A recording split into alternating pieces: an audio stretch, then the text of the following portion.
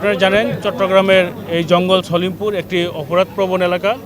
একই সাথে চট্টগ্রাম শহর এবং চট্টগ্রাম অন্যান্য অঞ্চলের অপরাধীরা বিভিন্ন জায়গায় অপরাধ করে এখানে তাদের একটা নিরাপদ আশ্রয় হিসেবে তারা ব্যবহার করে, যেহেতু এটি একটি জঙ্গলাকীর্ণ এলাকা। এবং এছাড়াও এখানকার যে ভূমির বৈচিত্র্য সেটাকে কেন্দ্র করে এখানে কিছু ভূমি অপরাধী, কিছু পরিবেশ অপরাধী এখান থেকে তৈরি হয়েছে। সার্বিক বিষয়ে এই সকল অপরাধীদের বিষয়ে আমরা আজকে ভোরবেলা থেকে একটি অভিযান শুরু করেছি। এখানে বাংলাদেশ পুলিশ, বাংলাদেশ সেনাবাহিনী, বিজিবি, র্যাব সহ আমরা যৌথভাবে একটি কর্মপরিকল্পনা তৈরি করে আমরা অভিযানটি শুরু করেছি এবং অভিযানটি চলমান রয়েছে। ইতিমধ্যে বিভিন্ন জায়গায় সন্দেহপ্রবণ এলাকায় তল্লাশি করা হয়েছে, এখানে কয়েকজন অপরাধীকে গ্রেপ্তার করা হয়েছে।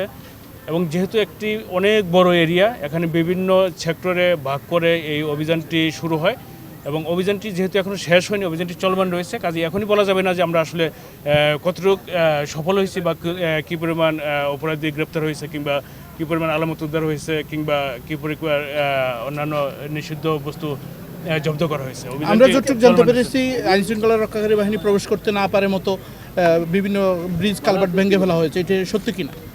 এটা আসলে আমরা যখন এই যে এখানে দুইটা অঞ্চল মূলত, একটি প্রথমত ছিন্নমূল এরিয়া এবং পরবর্তীতে আলীনগর। ছিন্নমূল যেখানে শেষ হয় এবং আলীনগর যেখানে শুরু, সেই জায়গাটাতে তারা সম্ভবত রাতের অন্ধকারে একটি বড় একটি ট্রাক সেটা অকেজু করে রাস্তা ব্লক করে রেখেছিল এবং তার 20 গজ পরে ওখানে একটা রাস্তার উপরে নিচে খাল এবং উপরে কিছু স্ল্যাব লাগানো ছিল। সেটা তারা সম্প্রতি সম্ভবত ভোরবেলা কিংবা গত রাত্রে এই কালভার্টটি ভেঙে দিয়েছে, যাতে করে আমরা আইন শৃঙ্খলা রক্ষাকারী বাহিনীর কোনো গাড়ি যাতে কিংবা এই অভিযান যাতে ফলপ্রসূ না হয় তার বাধা সৃষ্টি করেছে। বাট পরবর্তীতে আমরা সেই কালভার্টের ওই খালটা আমরা ভরাট করে ইট বালি সিমেন্ট দিয়ে ভরাট করে তারপর আমরা আমাদের যে যানবাহন আছে সেগুলো আমরা নিয়ে যেতে ওখানে সক্ষম হই। আসলে যারা অপরাধী, যাদের বিরুদ্ধে ইতিপূর্বে মামলা হয়েছে, যাদের বিরুদ্ধে ওয়ারেন্ট আছে বা যারা প্রকৃত মাদক সেবনের সাথে জড়িত কিংবা সন্ত্রাসী যারা, তাদের বিরুদ্ধে মূলত অভিযান, তাদেরকে আমরা খুঁজছি।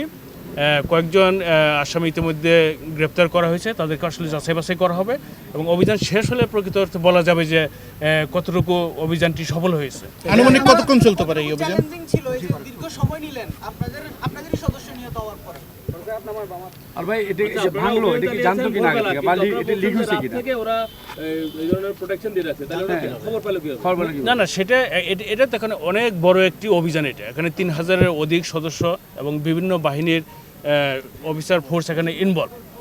তো এখানে খবর যেতেই পারে, বাট আমরা চেষ্টা করেছি যাতে তারা খবর না পায়। এখানে আপনারা জানেন যে পুরো এলাকা সিসি ক্যামেরা দ্বারা নিয়ন্ত্রিত হয়। এখানে তাদের সোর্স বিভিন্নভাবে এখানে ডেভেলপমেন্ট আছে। এখানে ওই সিএনজি চালক থেকে শুরু করে প্রত্যেকটি মোড়ে মোড়ে তাদের কিন্তু লোকজন রয়েছে, যাতে আইনশৃঙ্খলা রক্ষাকারী বাহিনী তাদেরকে এখানে প্রবেশ করতে না পারে এবং তাদের যাতে গ্রেপ্তার করতে না পারে, সেজন্য তারা তাদের নিরাপদ আশ্রয়স্থলটি তারা নিজেদের মতো করে গড়ে তুলেছে।